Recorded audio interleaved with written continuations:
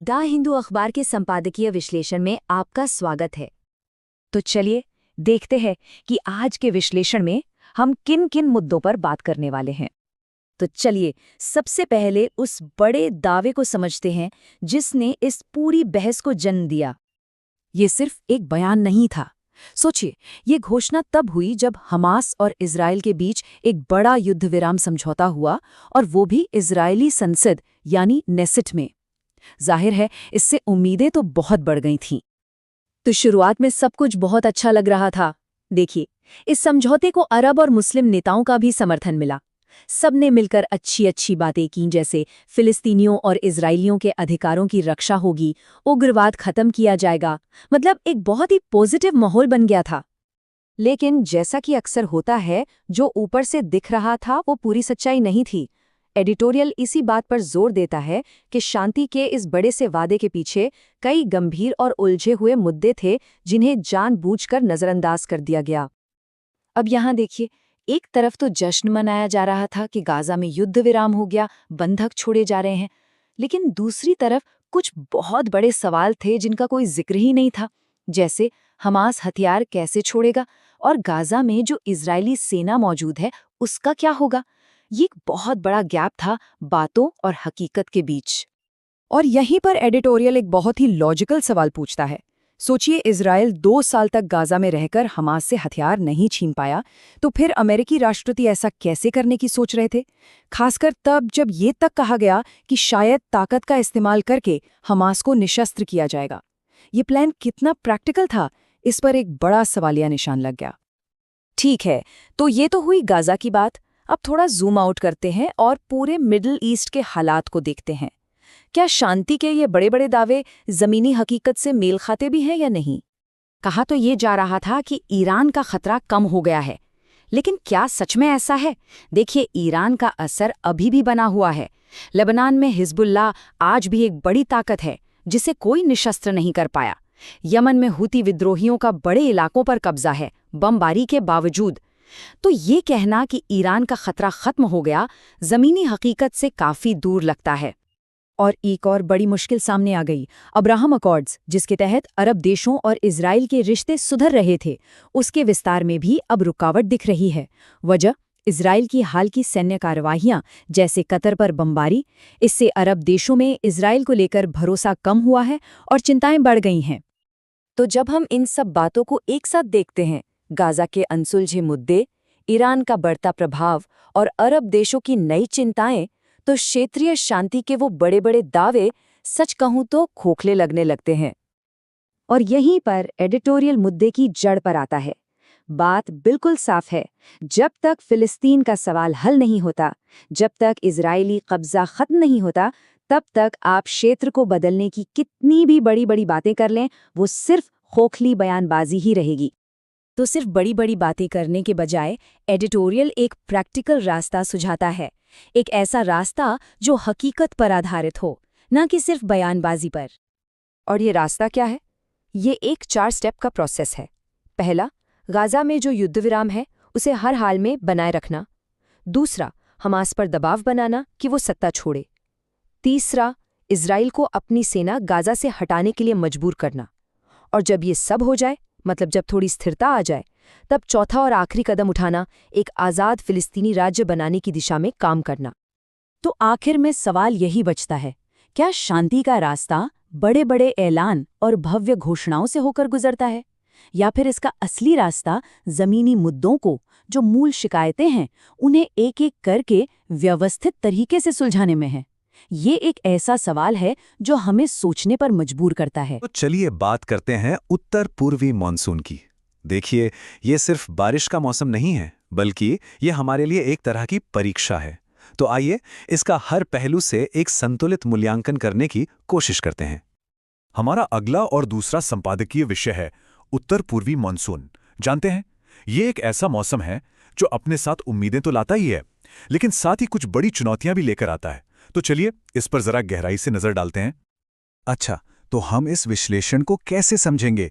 हमने इसे 4 मुख्य हिस्सों में बांटा है।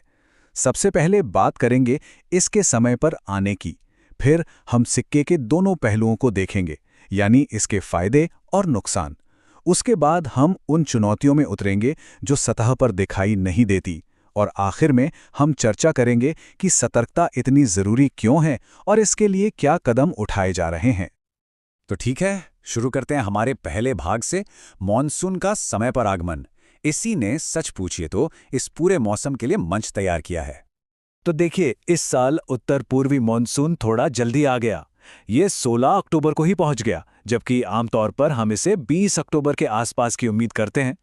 अब इसका समय पर आना दक्षिणी प्रायद्वीप के लिए एक बहुत बड़ी राहत है। जरा उन किसानों के बारे में सोचिए, है ना, जिनकी पूरी की पूरी फसल इसी बारिश पर टिकी होती है। और यहीं पर बात और भी दिलचस्प हो जाती है। भारत मौसम विज्ञान विभाग यानी IMD ने इस बार सामान्य से अधिक बारिश का अनुमान लगाया है। अब इसका मतलब क्या है? इसका मतलब है कि लंबी अवधि के औसत की तुलना में 112% से भी ज्यादा बारिश हो सकती है। ये एक बहुत महत्वपूर्ण आंकड़ा है, और सच कहूं तो ये एक तरह की चेतावनी भी है कि हमें आने वाली चुनौतियों के लिए तैयार रहना होगा। चलिए अब आगे बढ़ते हैं। अब हम मॉनसून के दोहरे चरित्र की बात करेंगे। ये सच में एक सिक्के के दो पहलुओं जैसा है। एक तरफ ये जीवन देता है तो दूसरी तरफ ये विनाश भी ला सकता है। तो ये मॉनसून आखिर कितना जरूरी है? खैर, इस बात का अंदाजा लगाइए। तमिलनाडु के लिए उनकी साल भर की बारिश का लगभग आधा, करीब 48% अकेले इसी मॉनसून से आता है, और आंध्र प्रदेश के लिए ये आंकड़ा 30% से ज्यादा है। हम यहाँ खेती से लेकर पानी की सुरक्षा तक सचमुच एक जीवन रेखा की बात कर रहे हैं। लेकिन जैसा हमने कहा, सिक्के का दूसरा पहलू भी है, खतरे। इस मौसम के दौरान बंगाल की खाड़ी के ऊपर कम से कम 3 चक्रवाती तूफानों का खतरा लगातार बना रहता है। और बस इतना ही नहीं, एक स्टडी से पता चला है कि बादल फटने की घटनाएं जब बहुत कम समय में बहुत ज्यादा बारिश हो जाती है, वो भी अब ज्यादा हो रही हैं। और इसका नतीजा क्या होता है? जी हाँ, शहरी बाढ़। तो ये स्लाइड पूरी कहानी को एक साथ बयां कर देती है ना? ये एक मौसमी द्वंद्व है। एक तरफ ये एक वरदान है, खेती के लिए बेहद जरूरी, हमारे जलाशयों को फिर से भरता है। लेकिन दूसरी तरफ ये एक अभिशाप भी है। ये तटीय राज्यों के लिए एक वास्तविक खतरा है, और चेन्नई जैसे शहरों में रहने वालों के लिए ये हर साल एक तरह का डर लेकर आता है। ठीक है, चलिए अपने तीसरे खंड की ओर बढ़ते हैं। यहाँ हम मौसम से परे देखकर उन चुनौतियों के बारे में बात करने जा रहे हैं जो सतह के नीचे हैं। मॉनसून असल में एक स्पॉटलाइट की तरह काम करता है, जो हमारे सभी व्यवस्थागत मुद्दों को उजागर कर देता है।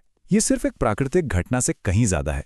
ये हमारे सिस्टम और हमारी तैयारियों की असली परीक्षा है।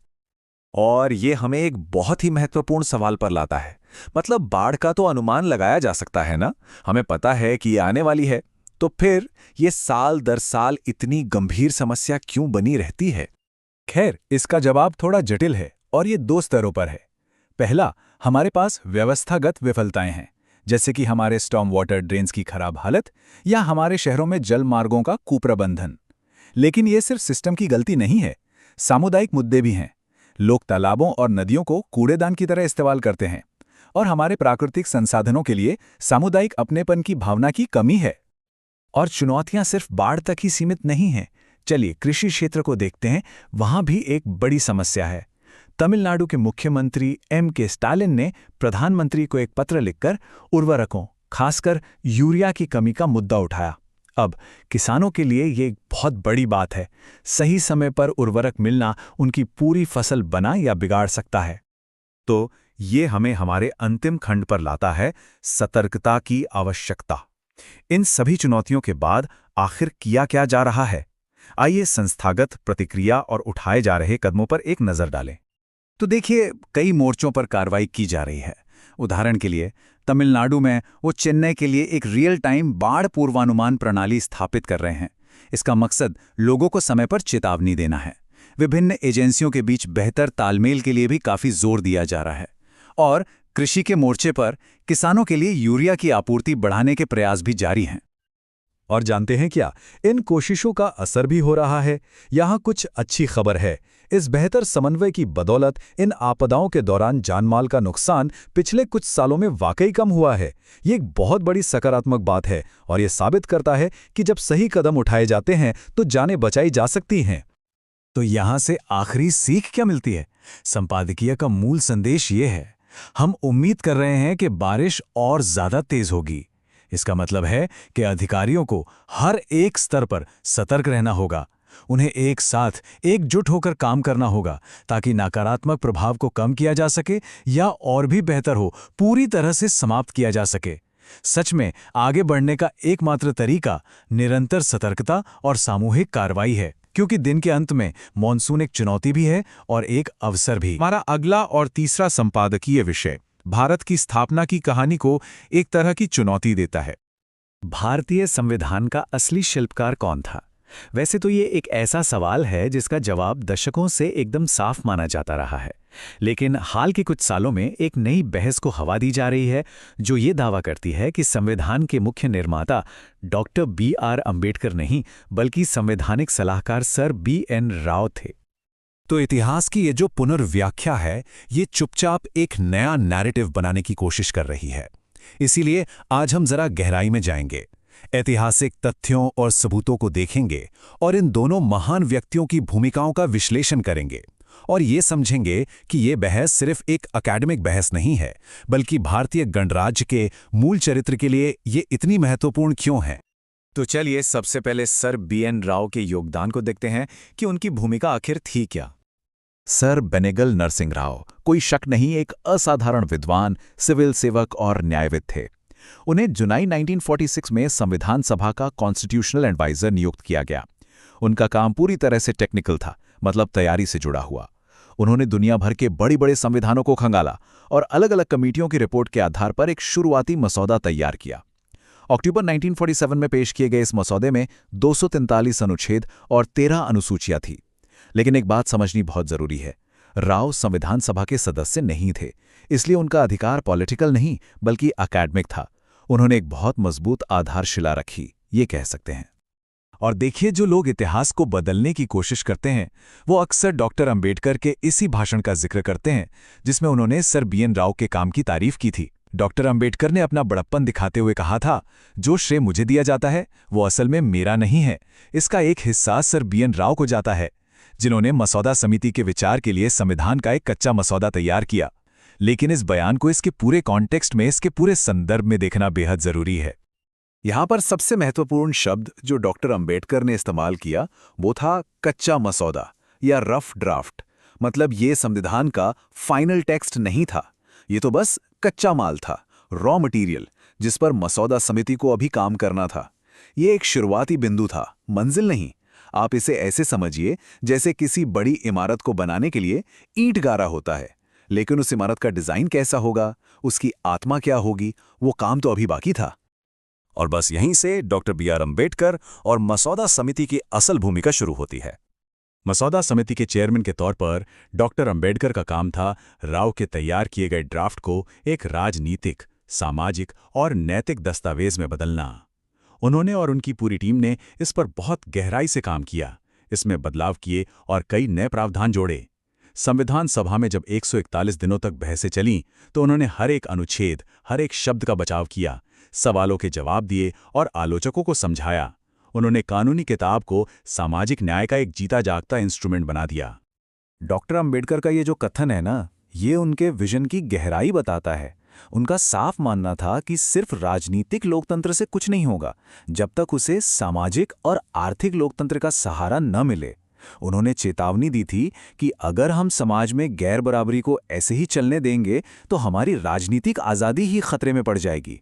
यही सोची तो हमारे संविधान की आत्मा है, जो सिर्फ कानूनी धाराओं से कहीं ज्यादा बड़ी चीज है। तो फिर सवाल ये उठता है कि अगर सब कुछ इतना साफ है तो सर B.N. राव को मुख्य शिल्पकार बताने की कोशिशों के पीछे असली इरादा क्या है?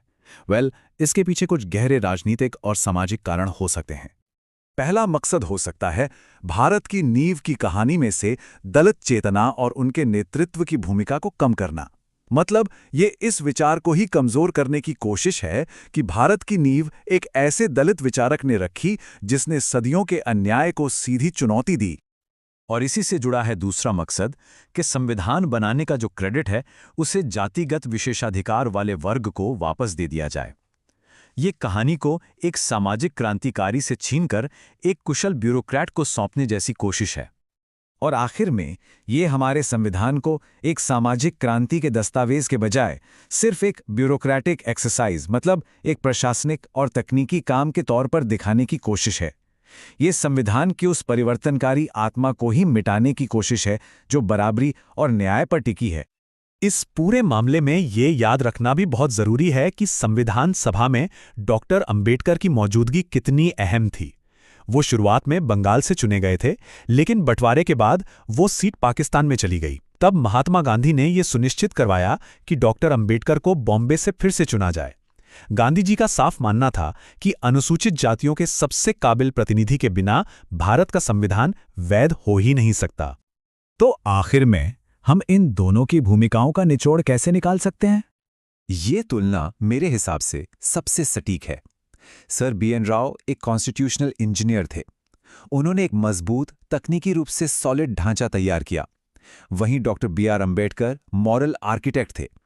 उन्होंने उस ढांचे के अंदर न्याय, समानता और भाईचारे की आत्मा भरी। तो एक ने ढांचा दिया तो दूसरे ने उसे एक मकसद दिया, एक भव्य और उद्देश्यपूर्ण इमारत बनाया। अगर इसे एक लाइन में कहना हो तो राव ने ढांचा बनाया, अंबेडकर ने उसमें न्याय भरा। दोनों का योगदान बेशकीमती है, लेकिन दोनों की भूमिकाएं एकदम अलग और एकदम साफ हैं। और इस सच्चाई को नकारना सिर्फ इतिहास से छेड़छाड़ करना नहीं है, ये तो सीधे सीधे गणराज्य के उस विचार को ही नकारना है, क्योंकि यही सच्चाई हमें याद दिलाती है कि भारत का संविधान सिर्फ कानूनों की किताब नहीं, बल्कि सामाजिक बदलाव का एक गहरा वादा है। एक ऐसा वादा जिसे उस शख्स ने शक्ल दी जो खुद उस बदलाव का सबसे बड़ा प्रतीक था। हमारा चौथा और आखिरी संपादकीय विषय है भारत के कार्बन बाजार को सुरक्षित करना, और इसके लिए हम दुनिया भर की गलतियों से सीखेंगे। तो आज के विश्लेषण का बड़ा सवाल यही है कि भारत जब अपना कार्बन मार्केट बना रहा है तो वो ये कैसे पक्का कर सकता है कि इसका नुकसान सबसे गरीब और कमजोर लोगों को ना हो। तो चलिए इस पूरे मुद्दे को समझते हैं। आज हम इन 5 पॉइंट्स पर एक एक करके बात करेंगे। तो सबसे पहले बात करते हैं उस सबसे बड़ी दुविधा की जो भारत जैसे विकासशील देशों के सामने खड़ी है। देखिए, एक जमाना था जब विकास का मतलब था खूब सारे कारखाने, खूब प्रदूषण, मतलब हाई इमिशन ग्रोथ। लेकिन अब वो मॉडल नहीं चल सकता क्योंकि उसने धरती की हालत खराब कर दी है। तो अब एक नया रास्ता अपनाना होगा जिसे कहते हैं डीकपलिंग, मतलब ग्रोथ को पर्यावरण के नुकसान से अलग करना। हमें गरीबी भी मिटानी है, लेकिन वो पुरानी गलतियां दोहराए बिना। और हाँ, ये सिर्फ किताबी बातें नहीं है, भारत असल में ये करके दिखा रहा है। आप देखिए कैसे सोलर एनर्जी कितनी तेजी से बढ़ रही है, या फिर खेती में माइक्रो इरिगेशन का इस्तेमाल हो रहा है। ये सब इस बात का सबूत है कि ग्रोथ और पर्यावरण दोनों एक साथ चल सकते हैं। और इसी बदलाव में मदद के लिए एक बहुत ही दिलचस्प टूल बनाया गया है, और वो है कार्बन क्रेडिट। तो सवाल उठता है कि ये कार्बन क्रेडिट आखिर है क्या चीज़? देखिए, इसे आप एक सर्टिफिकेट या परमिट की तरह समझ सकते हैं। ये इस बात का सबूत है कि आपने हवा में से 1 टन कार्बन डाइऑक्साइड के बराबर की ग्रीन हाउस गैस को कम किया है या हटाया है। अच्छा, तो ये पूरा सिस्टम काम कैसे करता है? बहुत सिंपल है। कोई भी प्रोजेक्ट जो एमिशन कम करता है, जैसे कोई जंगल लगाता है या सोलर प्लांट, उसे ये क्रेडिट्स मिलते हैं। फिर एक इंडिपेंडेंट बॉडी इसे वेरीफाई करती है, और आखिर में कोई बड़ी कंपनी जो प्रदूषण कर रही है वो इन क्रेडिट्स को खरीदकर अपने एमिशन को ऑफसेट करती है। और आपको बता दूं, ये कोई छोटा मोटा खेल नहीं है, ये एक बहुत बड़ा बूमिंग मार्केट है। हर साल करीब 175 से 180 मिलियन कार्बन क्रेडिट्स का लेन देन होता है। और अब भारत भी अपनी खुद की कार्बन क्रेडिट ट्रेडिंग स्कीम लेकर आ रहा है। लेकिन कागज पर तो सब अच्छा लगता है ना? असल में जब ये प्रोजेक्ट जमीन पर उतरते हैं तो कई बार बहुत बड़ी गड़बड़ हो जाती है। इसी को समझने के लिए चलिए केन्या का एक केस देखते हैं जो एक तरह की चेतावनी है। और यहीं पर एक बहुत जरूरी सवाल खड़ा होता है, क्या इन प्रोजेक्ट्स का फायदा वाकई उन लोगों तक पहुंचता है जो जमीन पर रह रहे हैं, जो सबसे ज्यादा प्रभावित हैं? अब जरा इस कोट को देखिए, ये सीधे सीधे उस सबसे बड़े खतरे की तरफ इशारा करता है, और वो खतरा है शोषण का। मतलब स्थानीय लोगों की सहमति को ताक पर रख दिया जाता है, उनके जमीन के अधिकार छीन लिए जाते हैं। और सवाल उठता है कि इन कार्बन प्रोजेक्ट्स का असली कंट्रोल और फायदा आखिर किसके पास है? उत्तरी केन्या की इस प्रोजेक्ट की टाइमलाइन को ही देख लीजिए। 2012 में ये प्रोजेक्ट शुरू हुआ, लेकिन 2023 आते आते वेरा नाम की संस्था ने इसके क्रेडिट्स जारी करने पर रोक लगा दी। क्यों? क्योंकि पता चला कि न तो लोगों से सही से सहमति ली गई थी और ना ही कार्बन की माप सही थी। और फिर 2025 में तो केन्या की अदालत ने भी कह दिया कि हाँ, लोगों की भागीदारी को नजरअंदाज किया गया था। और जो आरोप लगे वो वाकई चौंकाने वाले थे। कहा गया कि भाई पब्लिक से तो पूछा ही नहीं गया और कंजर्वेंसीज बना दी। प्रोजेक्ट ऐसी जमीन पर चल रहा था जो थी तो समुदाय की पर रजिस्टर्ड नहीं थी। हद तो तब हो गई जब हथियारबंद रेंजर्स ने चरवाहों को अपनी ही जमीन पर जानवरों को चराने से रोक दिया। तो आलोचकों ने क्या कहा? उन्होंने कहा कि ये प्रोजेक्ट तो एक मॉडर्न प्लांटेशन जैसा बन गया है। मतलब ये स्थानीय लोगों को सशक्त करने की जगह बिल्कुल पुराने जमाने के औपनिवेशिक कंट्रोल जैसा हो गया है, जहां बाहर के लोग आकर जमीन और संसाधनों पर कब्जा कर लेते हैं। तो अब आते हैं भारत पर। केन्या की ये कहानी भारत के लिए एक टाइमली वार्निंग क्यों है, खासकर तब जब भारत अपना खुद का कार्बन मार्केट बना रहा है? देखिए, समानताएं बिल्कुल साफ हैं। जो केन्या में हुआ, जैसे चराई पर ऊपर से रोक लगा दी गई, गवर्नेंस में पारदर्शिता नहीं थी, स्थानीय समुदायों को किनारे कर दिया गया, वही सब भारत में भी हो सकता है। यहाँ भी चरवाहों या जंगल पर निर्भर लोगों की पहुंच बाधित हो सकती है और हाशिए पर मौजूद किसानों को दरकिनार किया जा सकता है। तो सवाल ये है कि इन सभी खतरों को देखते हुए भारत के लिए आगे का रास्ता क्या है? हमें क्या करना चाहिए?